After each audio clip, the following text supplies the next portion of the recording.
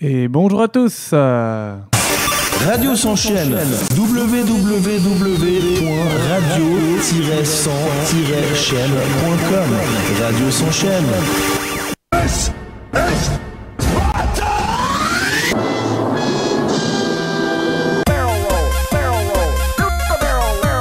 Open Gangnam Style.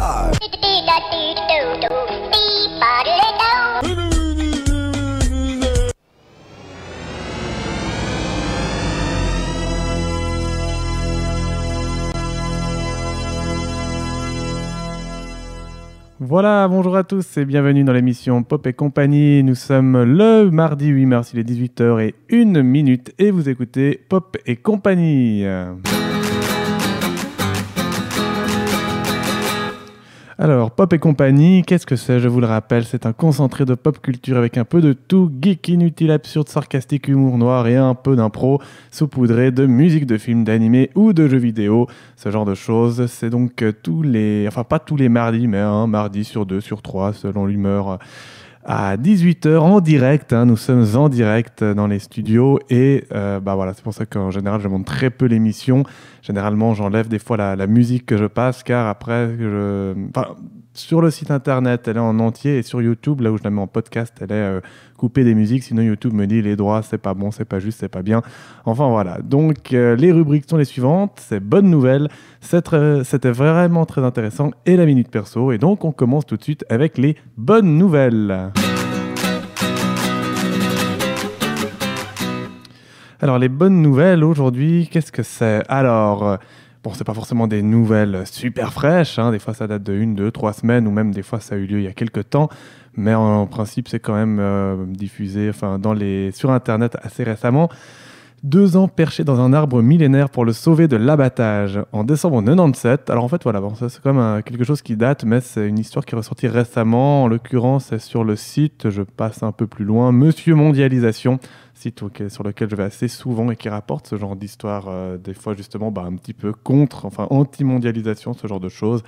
Donc en l'occurrence, c'était quand même en décembre 97, ça date un peu. Je parlais de nouvelles fraîches, c'est raté, mais c'est apparu, donc je l'ai dit récemment sur le site. En décembre 97, Julia Butterfly Hill, quand ça veut pas, n'avait que 23 ans quand elle réalisa un acte qui marquera les esprits des militants écologistes. Passionnée par la nature, les promenades, elle s'est insurgée à l'annonce de l'abattage de Luna, un séquoia millénaire de 60 mètres de haut qu'elle avait l'habitude de visiter. En signe de protestation, elle prévoyait de s'installer 2 semaines dans l'arbre. Elle y est restée 738 jours. Retour sur cet exploit inspirant.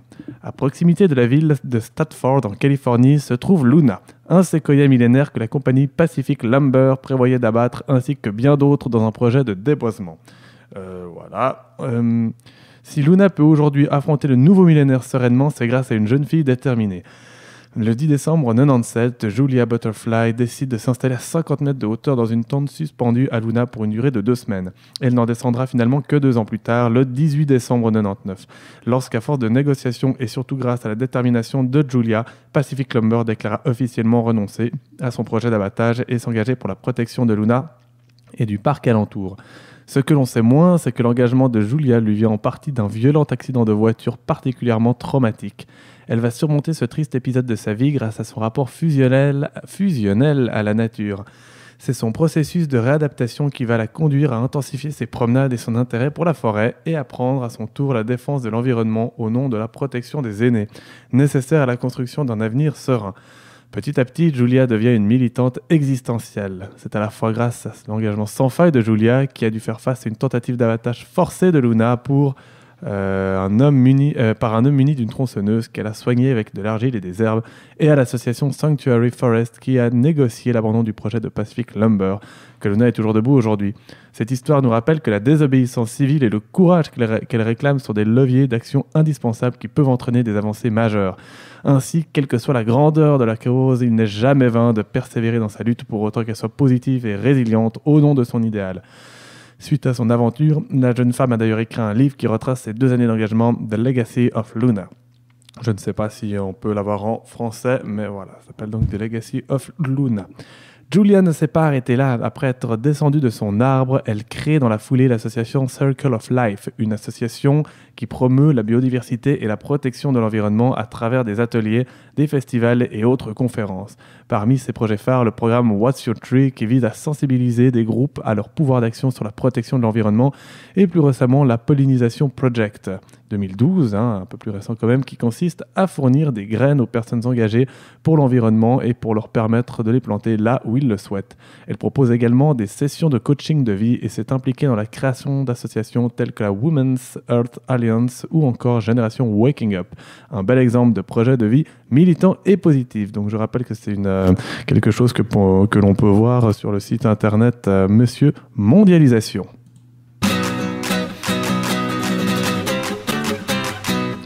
Un vétérinaire s'enferme avec un chien malade pour le soigner. Voilà ce qu'on appelle un professionnel dévoué et créatif. Andy Matisse est ce qu'on appelle un vétérinaire dévoué. Non seulement il accepte de soigner des bêtes abandonnées par leur maître, et donc sans contrepartie financière, mais en plus, pour arriver à ses fins, il est prêt à faire tous les sacrifices et à trouver toutes les solutions.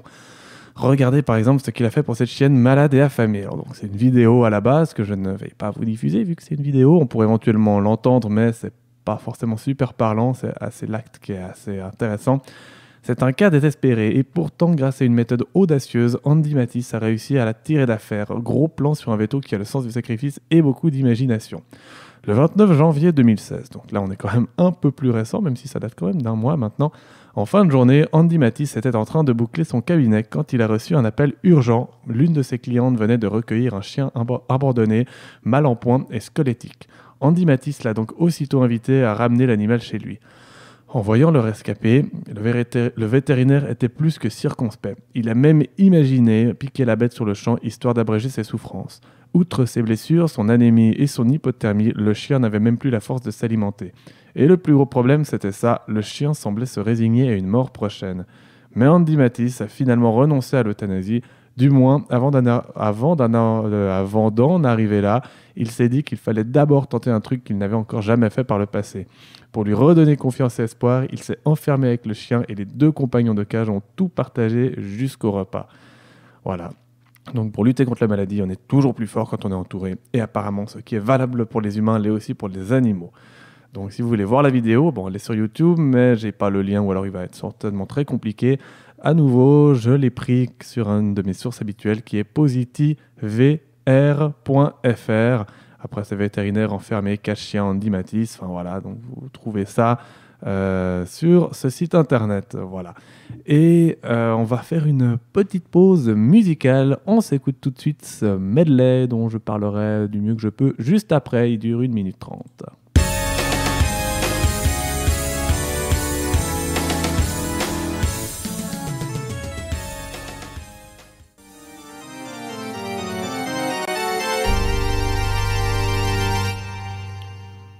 Voilà, donc c'était, j'aime bien toujours commencer par voilà, c'est mon style. C'était une musique qui nous vient du jeu Stepmania, je vais en parler juste après. Alors ça s'appelle Akumajo Dracula Medley. Ça vient, alors il y a deux parties distinctes. Il y en a une qui vient de Castlevania, peut-être les deux, je me rappelle plus. J'avais lu un temps quelque chose sur ce medley, mais j'ai un peu oublié. Donc, et c'est notamment une musique qu'on peut retrouver dans le jeu Stepmania. Donc Stepmania qui est un jeu vidéo libre, donc gratuit, téléchargeable et tout ça, ainsi qu'un moteur de jeu clone du jeu console de Konami Dance Dance Revolution ou DDR pour ceux qui connaissent. Vous savez, c'est ces fameuses bornes qu'on voit des fois où les gens dansent dessus. Alors il y en a plusieurs versions, mais on a entre autres une où c'est Dance Dance Revolution avec des flèches en haut, à gauche, en bas, à droite, tout ça. Il est gratuit et disponible pour les plateformes Windows, Linux, Mac OS X ainsi qu'une version portée sur Xbox. Donc là, je reviens sur Stepmania. Donc c'est la version main, on va dire, de DDR. DDR, vous le voyez avec les pieds et Stepmania, c'est avec les mains, les doigts plus précisément, sur le clavier tout simplement, ou justement sur les différentes consoles. Il existe aussi une application similaire développée sur PSP, la PSP Revolution. C'est donc un jeu de rythme qui se joue au clavier ou à la manette par le biais d'interfaces spéciales, les tapis de danse avec les pieds si c'est le cas. Bénéficiant notamment de la notoriété de Dance Dance Revolution, Stepmania a permis d'initier de très nombreux joueurs partout dans le monde à cette catégorie de jeu. Une très large communauté de joueurs s'est mise en place dans le monde entier. Voilà, donc ça c'était pour la petite explication sur la musique que vous venez d'écouter. On continue encore avec une dernière bonne nouvelle. La Google Car connaît son premier accident de la circulation. Bonne nouvelle. Pour la première fois, l'une des Google Cars, les voitures autonomes de Google en circulation en Californie, a eu un accident et c'est une bonne nouvelle. Bon, après avoir lu l'article, je me suis dit oui, c'est ni une bonne ni une mauvaise, ni une nouvelle. C'est peut-être pour éviter l'idéal, comme quoi les robots vont remplacer les humains ou je sais pas quoi. Enfin bon, en tout cas, c'était pas une mauvaise nouvelle, j'en sais rien, je l'ai mis là-dedans. Mais bon, il n'y a pas eu enfin, plus de peur que de mal, dira-t-on.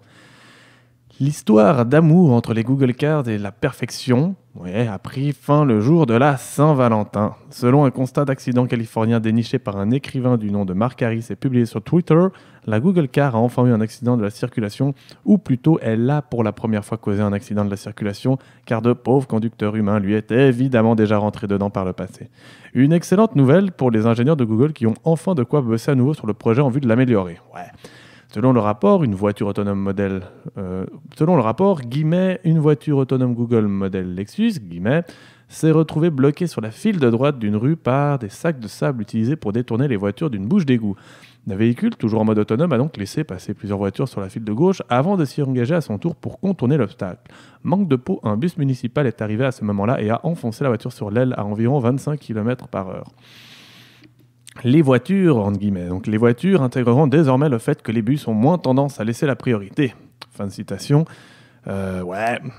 Aucun blessé n'a été à déplorer, mais Google, qui milite pour l'introduction à la vente de ces voitures sans volant ni pédale, pour l'instant refusée par l'État de Californie, par souci de sécurité, a dû un peu grincer des dents. Alors attends, je comprends pas, j'ai peut-être pas tout lu, mais c'est refusé par l'État de Californie et ça roule en Californie. Bref. Et le rapport émis par Google, retranscrit par The Verge, j'invente rien, stipule que la voiture avait aperçu le bus, mais avait prédit qu'il la laisserait passer puisqu'elle était devant lui. Peut-être que finalement, c'est vrai, le chauffeur était distrait ou je sais pas. Une version confirmée par l'être de chair et d'os présent dans l'habitacle, qui pensait que le bus allait ralentir ou s'arrêter. Et Google de préciser que désormais, les voitures intégreront le fait que les bus ou tout autre large véhicule ont moins tendance à laisser la priorité. Alors, pas faux. Nous sommes encore loin d'un monde débarrassé de la terrifiante conduite humaine et il est par conséquent normal que des voitures autonomes, si perfectionnées soient-elles, fassent une faute de temps en temps. Le 14 février dernier, ce fut la première fois. Paradoxalement, la machine a déjà un peu gagné en humanité, même en commettant une erreur aussi grossière que de mettre un coup de pression à un bus. Pourquoi pas. On va maintenant passer quand même à une petite nouvelle vraiment très intéressante. J'ai cliqué un petit peu vite, c'est pas grave. Remarquez, sinon c'est quand même bien synchronisé quand même. Non, c'est manuel, hein, je suis tout seul et tout. Non, faut se lancer des fleurs vu que je suis tout seul et personne ne va me le dire. N'hésitez pas à écrire des commentaires sur la page Facebook ou autre, parce qu'il y a une page Facebook Pop et compagnie ou même sur la radio ou autre. N'hésitez pas. Qu'est-ce qui est très intéressant ces temps-ci, quand l'humour détourne les clichés raciaux sur Twitter. Ah oui, alors vous en avez peut-être entendu parler. La jeune fille qui a lancé ce fameux hashtag ne s'attendait pas à un tel succès. Lancé mardi soir... Ah oui, pardon, j'ai oublié de préciser que l'article d'avant là, sur le bus Google et tout ça, c'était de combini.com. Excusez-moi, K-O-N-B-I-N-I. Pardon, je reviens donc. Le hashtag, la jeune fille qui a lancé le hashtag ne s'attendait pas à un tel succès. Lancé mardi soir par une jeune étudiante en France, le hashtag... Alors, hashtag « Si les Noirs parlaient comme les Blancs », qui moque les réflexions racistes du quotidien en inversant les clichés, cartonne sur Twitter. Donc le hashtag s'appelle « Si les Noirs parlaient comme les Blancs », qu'on va résumer en SLNPCLB. C'est beaucoup mieux.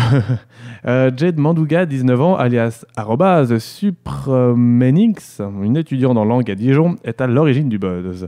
Cette métisse, fille d'un Camerounais et d'une Française, poste « Non mais je suis pas raciste, j'ai une amie blanche ». Et elle a posté après le hashtag « Si les Noirs parlaient comme les Blancs ». Donc, je vous redis la phrase. Non, mais je ne suis pas raciste, j'ai une amie blanche. Parce qu'on entend évidemment souvent l'inverse. Enfin, souvent.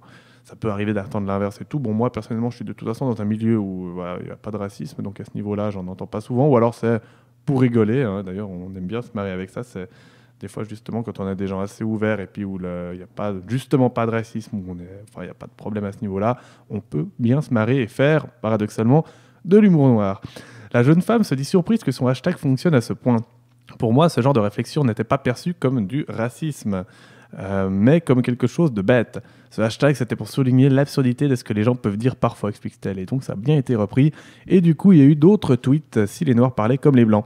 Alors, je vous donne quelques exemples, voilà, donnés en brut comme ça. Imaginez l'effet inverse, évidemment. C'est pas toujours évident. C'est des fois plus facile quand on le voit écrit. Regarde, c'est moi en safari en Europe. Alors là, on voyait un Noir avec tous les Blancs. J'avais envie de tous les adopter. Autre, j'ai invité un peu de Blanc à la soirée. Sérieux ? Ouais, tu verras, ça va être drôle, il sait pas danser. Imaginez, ça existe dans l'autre sens. Je viens de me faire agresser. Donnez-nous une description. C'était un homme sans couleur. Je viens de voir le Titanic. C'est affreux, je ne savais pas que ton peuple avait autant souffert. Voilà, donc ce genre de choses. Imaginez dans d'autres contextes, évidemment inversés. Et le hashtag fait école, car mercredi soir, un nouveau hashtag a vu le jour sur les réseaux sociaux. Si les homos parlaient comme les hétéros, évidemment. Et commence lui aussi à connaître un certain succès avec un premier tweet. Et tu l'as su quand que t'étais hétéro, lancé par Erwan CCP. Donc voilà, c'était une information qu'on a vue sur la RTS Info quand même, enfin le site internet de la RTS. Donc moi c'est un site plutôt sérieux et bien, et quand je vois qu'on parle de ça là-dessus, je me trouve assez rigolo. Mais donc voilà, c'était intéressant quand même, c'est assez... de nouveau rien de dramatique et tout, et ça reste secondaire, mais on voit un peu comment les mœurs évoluent, et puis on voit un peu... Bon, ça évolue pas trop mal, je trouve. En tout cas, moi, dans mon entourage, j'ai jamais eu de problème là-dedans. J'ai jamais été éduqué dans le racisme ou ce genre de choses. Donc, c'est sûr que le racisme me paraît tellement curieux. C'est une curiosité pour moi. Mais je sais que ça existe et je peux comprendre pourquoi. Mais enfin, voilà, c'est là et je vois un peu l'évolution et justement que ce buzz, justement, entre guillemets, je sais pas, antiraciste ou je sais pas. Mais enfin, voilà, je trouve ça assez original. Quoi qu'il en soit. Donc, c'était sur rts.ch/info il y a d'ici déjà 1 ou 2 semaines, je ne sais plus exactement. Bon, maintenant, on va s'écouter la deuxième musique pendant 1 ou 2 minutes. C'est parti!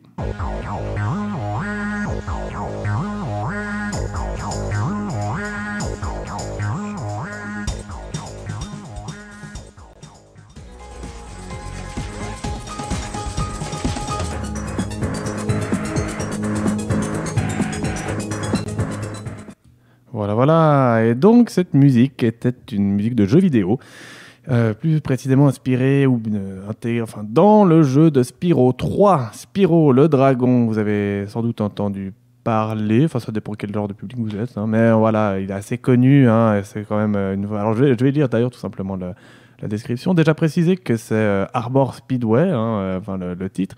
Et tiens, c'est marrant, j'ai oublié d'y mettre les auteurs cette fois. D'habitude, j'y mets toujours les auteurs. Alors autant pour le medley,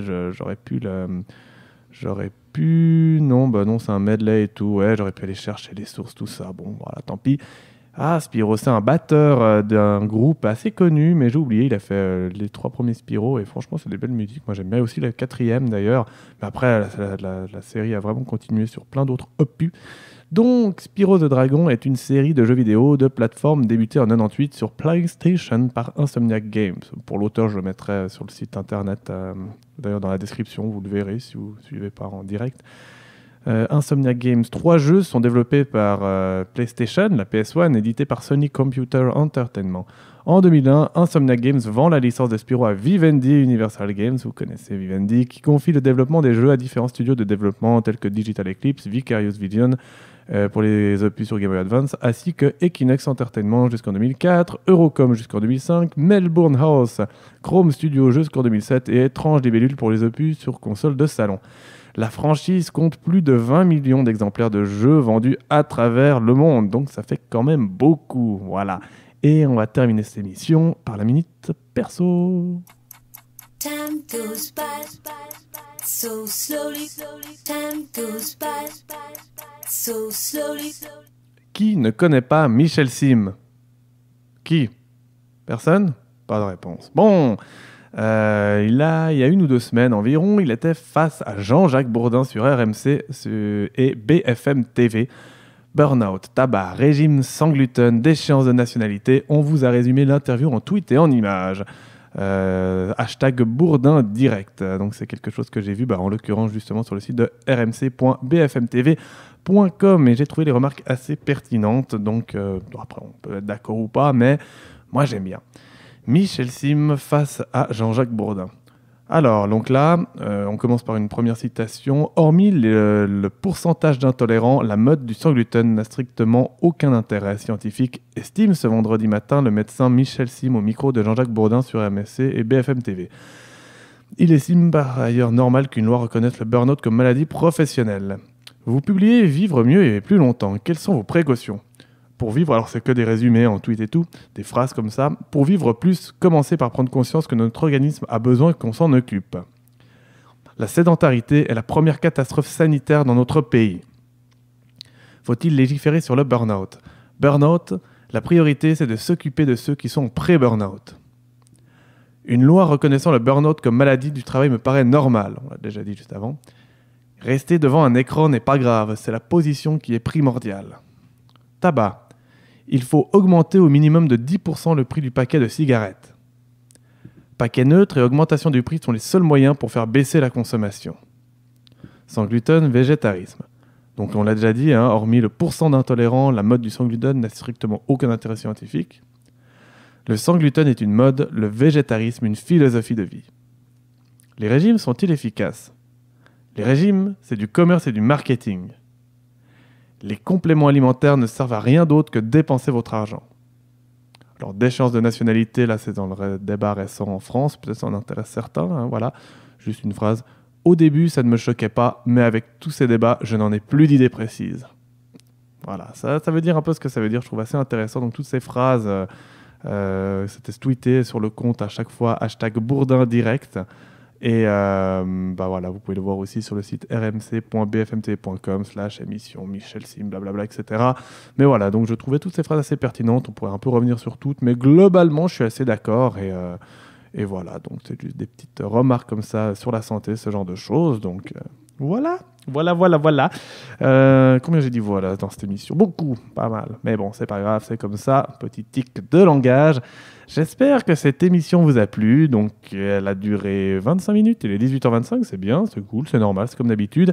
N'oubliez pas, si vous ne le saviez pas, qu'elle est rediffusée du lundi au vendredi à 16h sur donc radio-100-chaîne.com et que le prochain direct se fera, alors peut-être pas la semaine prochaine, mais dans 2, voire plutôt 3 semaines, ça dépend. Là, j'ai pas mal de travail. Je rappelle que donc, cette radio est hébergée par Carrefour Rue, une association genevoise qui fait tout plein de trucs. Alors, j'ai des fois un peu honte dans le sens où j'arrive pas assez bien à en parler parce que c'est une association qui fait vraiment plein de choses, mais notamment qui aide les personnes qui sont à la rue, qui donne qui fait du soutien, ce genre de choses. Vraiment plein de... je vous conseille d'aller voir leur site internet, c'est encore ce qui en parlera le mieux. Moi, il faut que je me note que je me renseigne mieux pour mieux pouvoir dire les activités. Il y en a plein, vraiment. Et entre autres, cette radio qui laisse la parole Radio Sans Chaîne, donner la parole à ceux qui ne l'ont pas. Voilà, bon, ça peut aussi être des gens qui n'ont pas forcément de soucis. Moi-même, là, je viens simplement en tant que bénévole animer l'émission parce que j'aime faire ça, mais il existe d'autres personnes en profitent justement des sans-abri ou autres. Ils peuvent venir parler de leur situation. C'est vraiment une radio sans chaîne, justement, où on peut parler à peu près de tout et de rien, pour autant évidemment qu'on reste raisonnable, mais voilà, il n'y a pas de but commerciaux ou autres, vous le savez bien. C'est donc bénévole, c'est une radio en ligne, radio-100-chaîne.com. Voilà, donc moi je vous redis au revoir et on se retrouve d'ici quelques semaines, 2-3 semaines, toujours en direct certains mardis à 18h. Au revoir à tous.